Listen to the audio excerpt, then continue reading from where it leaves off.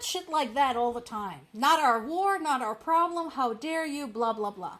First of all, I find it funny because usually these comments come to me from people who are Americans.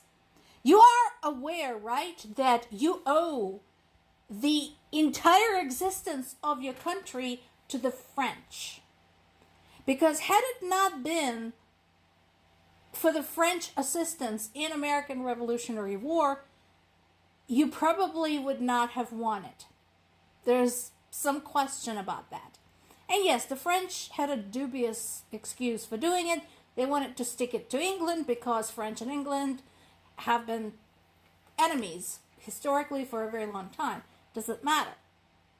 But not only did the French help Americans with their revolution, the royal couple, King Louis and his wife Marie Antoinette, literally paid for it with their heads because providing support for Americans was one of the things, in addition to some other things, that drained the fucking treasury and provided one last nudge for the French Revolution to start. So again, coming from somebody who owes their country to another country is ironic. Second, do you really think this is not going to pertain to you? News item, it's already affecting you right now. You know how I know that? You see how the car prices are going up? The consumer goods prices are going up. Among other reasons, in addition to the idiotic tariffs, this has also something to do with the fact that Ukraine is one of the top manufacturers of cast iron and prefabricated metal in the world. So, think about everything you have that has some type of prefab metal in it. Think about aluminum. That's another thing. Ukraine is a supplier of aluminum. Other non-ferrous metals. If you have those in any of your appliances, in anything that surrounds you, you owe that to Ukraine. What do you think will happen if Ukraine falls and Russia puts its paw all over those? Like fuck, you're getting those. Not to mention the one thing that I have been bringing up for a very long time, that Ukraine is also a major supplier of the inert gases that are essential for the production of the microchips. Your phone, microchips. Your computer, microchips. Your car, your washing machine, your refrigerator, your dishwasher. Microchips, microchips, microchips. They're in fucking everything. And if the microchip manufacturing cannot get those inert gases, guess what? Guess what prices are going to go up? That's right. Prices on anything and everything that includes microchips. And look at that. It's already happening.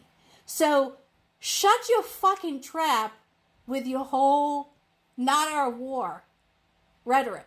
It's affecting you already. Plus, we have things like that. The flyovers. We just had some in Alaska. Now we have Lithuania and Finland that joined Poland, Romania, Estonia, and Denmark, who are basically asking the question, what are these things doing over my territory? Now, here's something that surprises me, that these objects, in this particular case, are drones. Chances are they're reconnaissance drones. However, the thing is, whatever they are, whatever their function, they should not be there. And considering that the drones are just that, drones, there's no human being on them, I think they should start shooting those things down. Or, better yet, talk to Ukrainians and learn how to jam them, how to use frequency jamming to disable them. Better yet, if you don't want to shoot them down, figure out how to bring them down in your territory, disassemble them, and find out where they came from and what information they were carrying. Be smart. So, it's already affecting other countries. Do you really think it's not affecting the United States? Not our war. What an idiot. Now, I do want to show you something. It's sort of an example of how you deal with an incident when the citizens of your country fuck up abroad. Because we've had instances of Russian citizens suspected of spying and suspected of filming in locations where they shouldn't have been. And Russia instantly went on to lie about it, why they were there, what they were doing. This is how you're supposed to do it. So, what is this about? We had some Ukrainian citizens who were caught in Japan making a YouTube video, broadcasting a YouTube video from the restricted Fukushima site. This is particularly egregious coming from Ukrainians because Ukraine, of course, is the site of the Chernobyl disaster in 1986. So they really should know better.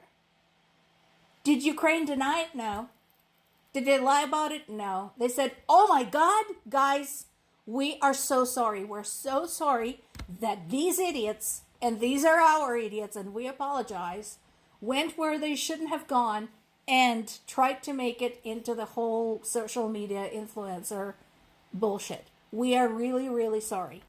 These actions are unacceptable.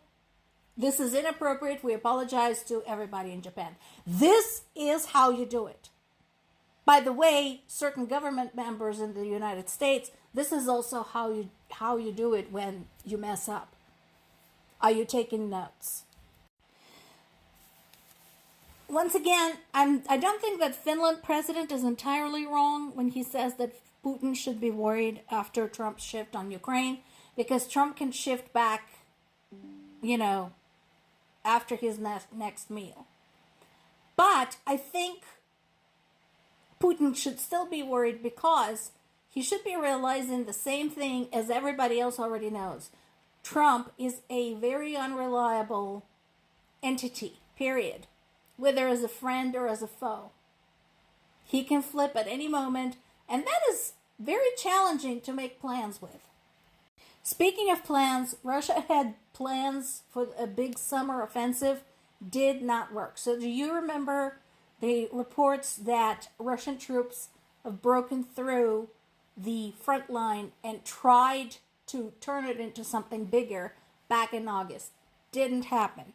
Or rather, it started happening, but that hole quickly got plugged. And so they were unable to fulfill their goals. Plus, they continued suffering very heavy losses in the battlefield. Now, Russia said they want to create a buffer zone in the Sumy and Kharkiv region and capture all of the Donetsk region, and that had failed as well. The breakthrough through the front line was in the Donetsk region, but we've seen Kharkiv and Sumy getting pounded very heavily. But in both cases, whatever they were trying to do there, they failed. And it is possible that Russia's flyovers and Russia sending drones into Poland and, flyovers over the NATO member territory is basically a fallout from their failure to fulfill their summer offensive goals, because they're trying to recap their losses and they're trying to keep people scared and guessing. The good news is that with this going on, Europe is feeling the heat to continue working with Ukraine to create what they call the drone wall or the drone shield or whatever. And Ukraine, of course, is the top specialist now in the matters of all things drones. And there's also now some questions about some reconnaissance drones that possibly may have been launched from Hungary. To which I say, NATO, EU, keep an eye on Hungary. Hungary is not your friend right now. Too bad we don't have a procedure for kicking people out of NATO. More to come.